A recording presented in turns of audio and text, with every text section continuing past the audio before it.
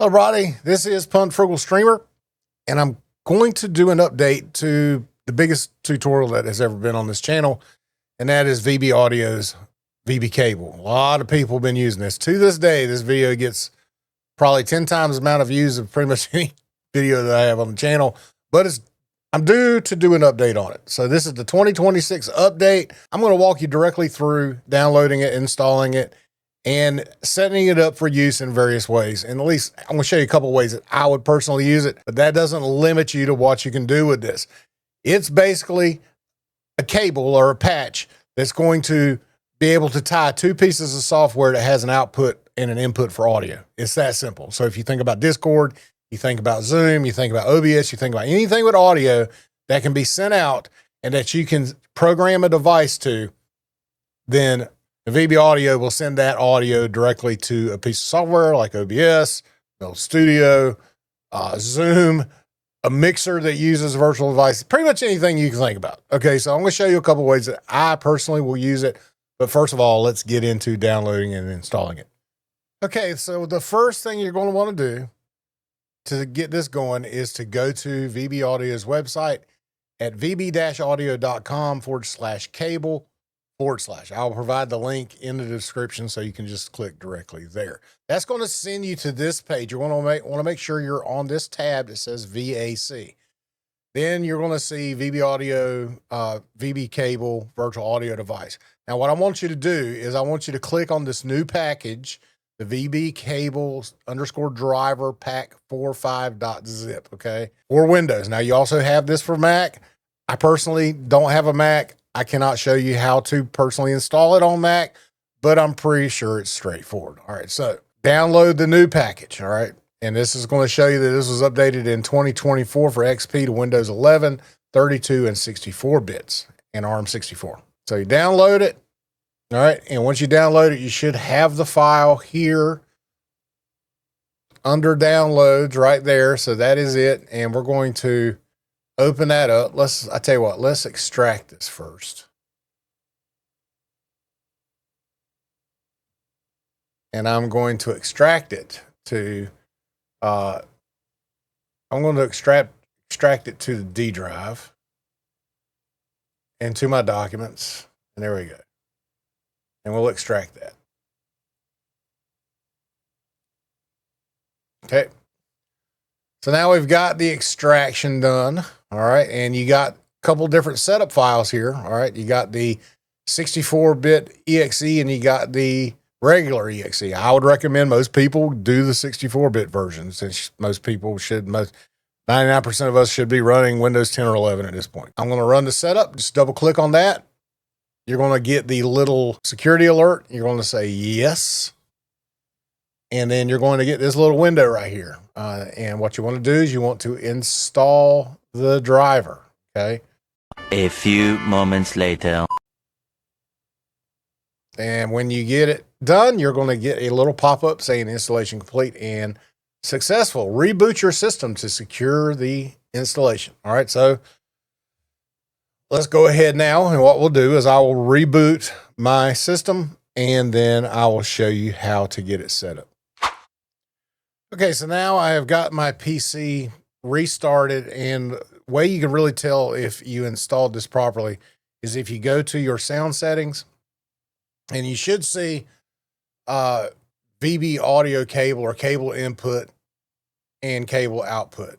And so you have those options. That'll tell you there, you know, that it's installed, Windows recognizes it, and it can be used as an input and output. So we're good. All right, so another thing now I want to show you is I want to show you the control panel, because this is important.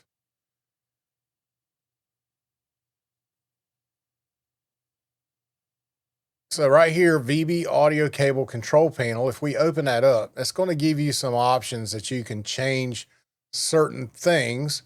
Like, for instance, you can set latency to different things. If you're having issues with, you know, getting clicks in your audio, that sort of thing, then you can change the latency here. But by default, it's going to come up as, 7168 SMP. All right.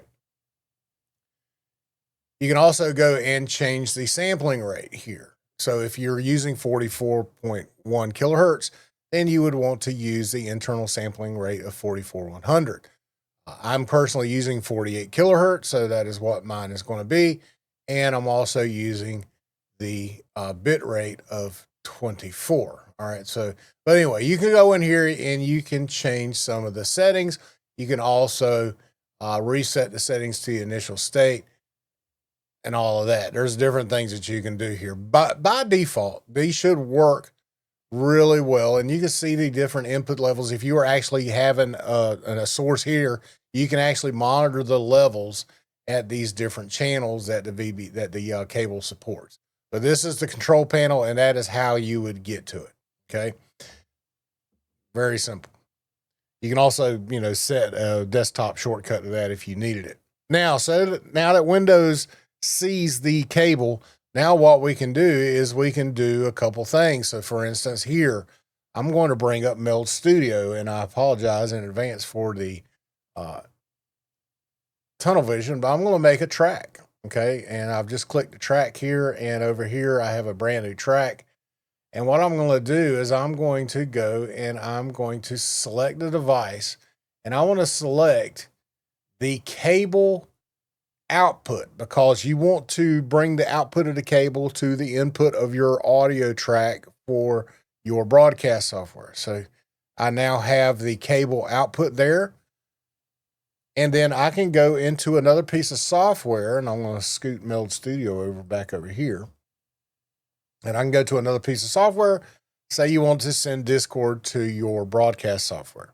So I'm going to bring up Discord, and I'm going to go to the user settings and go to voice and video. And here, what I'm going to do is I want my speakers. This is the output of Discord. I want to send it to the input of the VB audio cable. All right. So here we have cable input, VB-audio virtual cable. Okay. Boom. So now what I should be able to do is I should be able to start a mic test. And we have audio there. And what I'm going to do is I'm going to slide over Meld, and you will see that I have. And let me mute this just in case you're hearing it. So you should be able to hear my mic right here inside of Meld Studio, and I'm turning it up and down. And now I'm going to mute this and go back over here to my normal mic channel. All right, so that's one way that you can use virtual audio cable. Now, this is what I want you to think about, okay? So let's talk about this for a second. Because you can not only send one source to virtual audio cable, but you can send a bunch of sources to virtual audio cable. I don't know the limit, I'm going to be honest, but I would assume that you could send at least 3 to 4 sources to virtual audio cable, to VB audio cable, without any issues. Okay, so let's think about that. And in the audio world, the VB cable, because you can send multiple items to it, think of it like a bus, an audio bus. A bus is just a group of sources going into one group of sources that then that group can then be outputted to another source. Okay. So here, think about this. Say I have Zoom, right? So let me open up Zoom. So let's go into the settings for Zoom, and let's go to audio. So now I want my microphone to obviously be my microphone, which I could test it here. Check, check, check, check. Oh, wrong one. Let's select the actual microphone. There we go. So I have microphone signal. You can see that coming in. Okay. And then what I want to do is I'm going to also send this to the cable input for VB audio virtual cable. All right. So now that is setting the output. So now I should be able to go to, I'm going to check this and check, check, check, check, check, check, check, check, check, check, check, check, check, check, check, check, check. And you should be, yeah, it looks like it's working. I'm going to test the speaker here.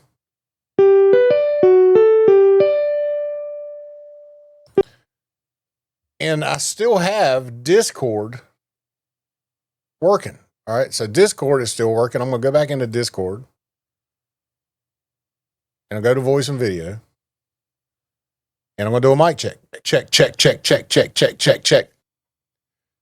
And so you should have heard me kind of double speak with Discord there. So you can see that you can send multiple sources to your VB audio cable. So it is indeed a group or a bus of different audio sources that you can send that bus to another source.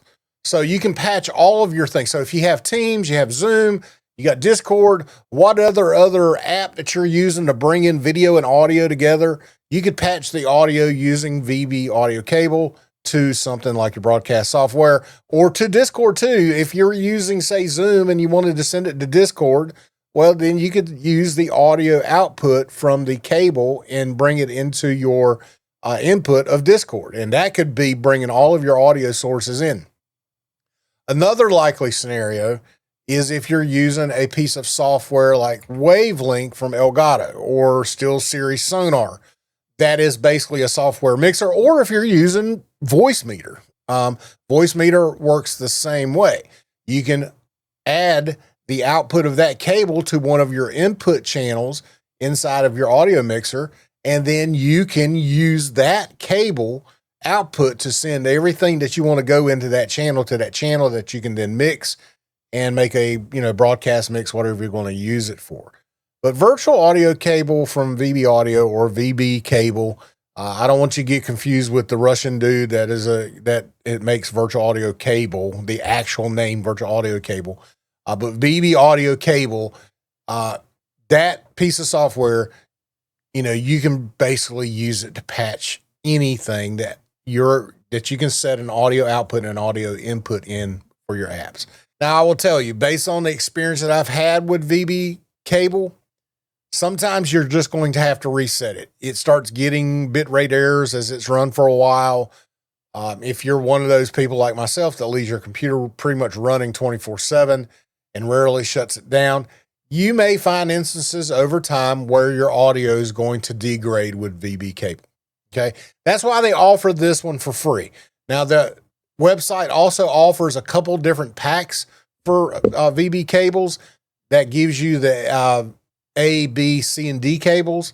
So in total, you can have up to 5 cables installed. Those you need to donate. Be able to download those, you're going to donate something to VB Audio. But it's a pay what you feel is necessary to do that, okay? But they do give you this one for free for the purpose of testing it and making sure your system works with it before you go and buy the other ones. Okay, so that's the key to that. So everybody needs to download this one for free. Try it. See if it works well with your system. There's some of you, it may not work well. I can't help you with that. Okay, I don't know why it won't work. There's just some people that just have difficulties with it. But that, again, is why VB Audio offers one for free so that you can test it before you go spending money on the other ones. Okay, but it should work fine. For you Voicemeeter users, I think it's pretty essential to have it. It gives you a lot of flexibility. You do have other options out there, but I'm not going to talk about that. That goes outside the scope of this specific video. So that is a couple instances where you can use VB audio cable to send audio from one app to another. Okay. There's tons of other ways. There's tons of other options. I'm not going to show you a bunch of those, but if you have a particular situation that you would like to know about, then let me know. I'll test it and I'll give you a thumbs up or thumbs down on whether or not it will work. Most likely, like I said, if you have Windows audio apps or Mac audio apps that uses the Windows or for Apple Core audio functionality. I wanted to catch you up on something that I missed in the video and I just realized it. And I showed it to you a little earlier with apps like Spotify where you cannot actually set an input or an output within the app itself. But Windows and Apple both, I'm pretty sure Apple does too, allows you to assign an input and output within Windows and within Apple itself for that specific app. And in the case of Windows, you saw me do it with the volume mixing function within your sound settings. So you can do that too. You can set any audio app within Windows, within Apple, using their audio stack function to a device like VB cable input and output. So you can do that too. Just remember that you pretty much have full functionality for any app within Windows and Apple. I appreciate everybody watching. Thank you for taking the time to watch this video. I hope this helped you out. And if it did, please leave a like, support the channel by subscribing and hitting that bell for notifications when you know you'll have a video that goes live. So I appreciate you watching. Thank you for taking the time. Have a great one. We'll see you later.